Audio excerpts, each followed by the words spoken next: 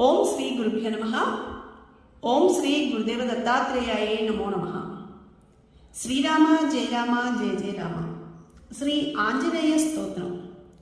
మహేశ్వర ఉవాచ శృణు దేవి ప్రవక్ష్యామి స్తోత్రం సర్వభయాపహం సర్వకామప్రదం నృణాం హనుమత్ స్తోత్రముత్తమం.